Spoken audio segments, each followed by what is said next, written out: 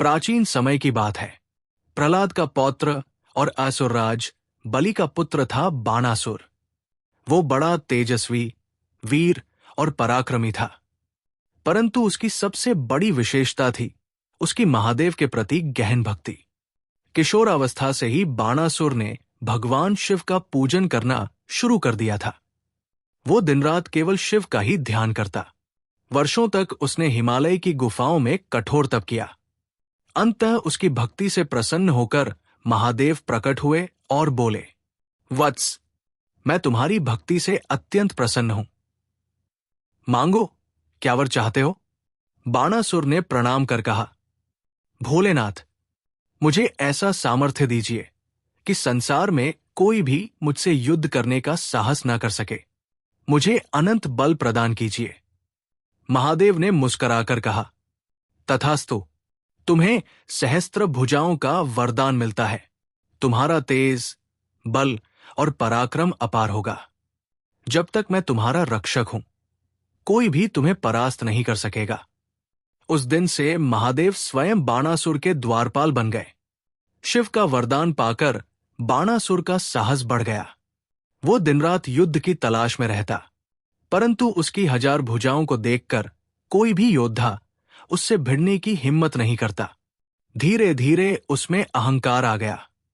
वो देवताओं को सताने लगा, ऋषियों की यज्ञ विधि भंग करने लगा और प्रजा पर अत्याचार करने लगा। बाणासुर की एक कन्या थी, उषा। वो अत्यंत सुंदर, पतिव्रता और धर्मनिष्ठा से युक्त थी। एक रात उसने स्वप्न में देखा कि एक दिव्य पुरुष, सुंदर और तेजस्वी, उसके सम्मुख खड़ा है। जैसे ही उषा की आंख खुली, वो उसी रूप को सोचने लगी। उसके हृदय में उस पुरुष के प्रति प्रेम जाग उठा। उषा ने अपनी सखी चित्रलेखा से ये स्वप्न कहा। चित्रलेखा सिद्ध योगिनी थी। उसने अपने योग बल से स्वप्न के उस पुरुष का चित्र बनाया। जब उसने श्री कृष्ण के पौत्र अनिरुद्ध का चित्र बनाया तो उषा लज्जा से मुस्कुरा उठी और बोली, हां, यही है वही दिव्य पुरुष। चित्रलेखा ने अपनी योग सिद्धि से अनिरुद्ध को द्वारका से उठाकर शोणितपुर, बाणासुर की राजधानी, ले आई। उषा और अनिरुद्ध का मिलन हुआ। दोनों एक दूसरे के प्रेम में डूब गए। वे गुप्त रूप से मिलते और समय व्यतीत करते, परंतु एक दिन बाणासुर को यह रहस्य पता चला। उसने क्रोध में आकर अनिरुद्ध को बंदी बना लिया और लोहे की जंजीरों से बांध दिया।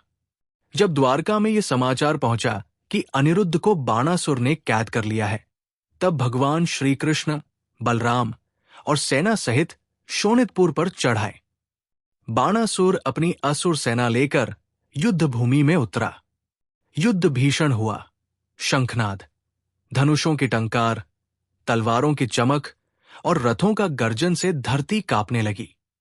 बाणासुर ने अपनी भक्ति के बल पर महादेव से रक्षण का वचन लिया था। अतः जब युद्ध भयंकर होने लगा तो महादेव स्वयं युद्ध भूमि में उतरे और बाणासुर का पक्ष लिया। अब स्थिति अद्भुत थी। एक ओर थे महादेव, देवों के देव। दूसरी ओर थे श्री कृष्ण, धर्म स्थापक और विष्णु के अवतार। कृष्ण ने हाथ जोड़कर कहा, नाट, आप मेरे आराध्य हैं। आपसे युद्ध करना मेरे लिए कदापि उचित नहीं, लेकिन आप अपने भक्त के वचन से बंधे हैं और मैं धर्म की रक्षा के लिए आया हूं, इसलिए यह संग्राम अब टल नहीं सकता। महादेव ने कहा, वत्स कृष्ण, तुम्हारा धर्म भी सत्य है और मेरा भक्त पालन भी धर्म है। आओ, जो होना है सो हो। युद्ध प्रारंभ हुआ। महादेव ने अपने त्रिशूल और पाशुपतास्त्र का प्रयोग किया।